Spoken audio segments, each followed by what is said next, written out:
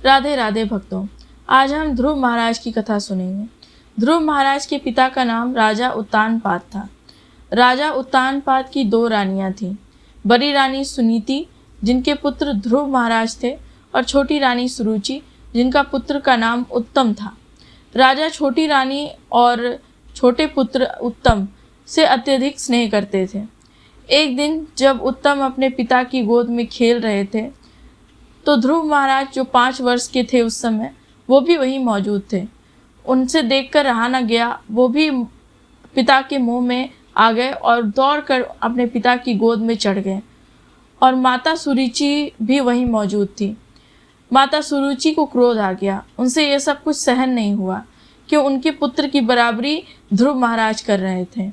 तो उन्होंने ध्रुव को नीचे उतार दिया और कहा कि अगर तुम्हें पिता की गोद में बैठना है, खेलना है, तो तुम्हें मेरे गर्भ से जन्म लेना था। ध्रुव जी को ये बात अच्छी नहीं लगी।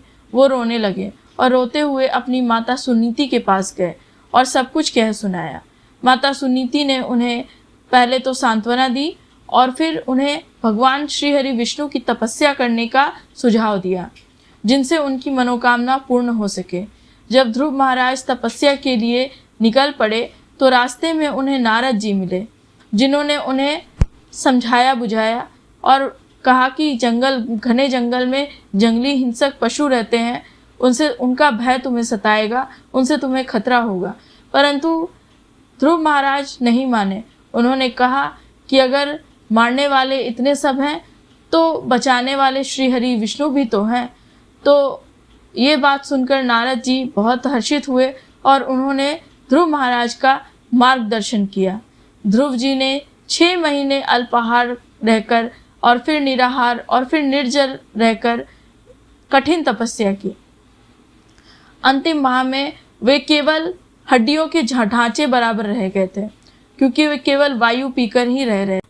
इस प्रकार 6 महीने तक कठिन तपस्या करने के पश्चात भगवान श्री हरि विष्णु ने ध्रुव महाराज को दर्शन दिए। भगवान श्री हरि विष्णु के दर्शन पाकर ध्रुव महाराज बहुत प्रसन्न हुए। भगवान ने उन्हें मोक्ष का वर दिया और साथ ही पृथ्वी लोक पर 36,000 वर्षों तक राज करने का भी वरदान दिया और उसके पश्चात 1 कल्प तक ध्रुव लोक में राज करने का वरदान दिया। और जब ध्रुव महाराज ने पृथ्वी लोक पर 36,000 वर्षों तक राज कर लिया, तब उसके बाद वे वन में चले गए और वन में जाकर तपस्या करने लगे। तपस्या खत्म होने के पश्चात जब उनके आयु पूर्ण हो गई पृथ्वी लोक पर, उसके बाद वैकुंठ से विमान आया और उन्हें उनकी पत्नी समेत ध्रुव लोक लेकर चला गया। ध्रुव लोक में भी ध्रुव महाराज 1 कल्प तक राज करते रहे और उसके पश्चात उन्हें मोक्ष की प्राप्ति हुई। जब वे पृथ्वी लोक पर राज कर रहे थे, तब उसी वक्त उनके छोटे भाई उत्तम यक्षों द्वारा मारे गए थे। उस वक्त वे क्रोधित होकर उन्होंने कई यक्षों को मार डाला था और फिर राजा कुबेर के साथ भी उनका युद्ध हुआ।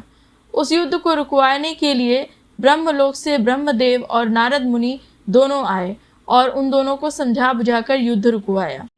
युद्ध खत्म होने के पश्चात ध्रुव महाराज वापस अपने राज्य को लौट आए और अपने राज्य में राज किया और उसके बाद अपने पुत्र को राजपाट सौंप दिया और उन्हें कई सीख भी दी।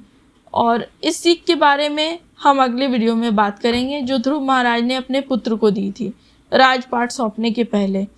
तो उसके बाद वे वन में चले गए, जैसा मैंने आप लोगों को बताया, और उन्होंने तपस्या की और फिर वैकुंठ चले गए और 1 कल्प तक ध्रुवलोक में राज किया और उसके बाद उन्हें मोक्ष की प्राप्ति हुई। तो इस प्रकार उनकी कथा समाप्त होती है। राधे राधे।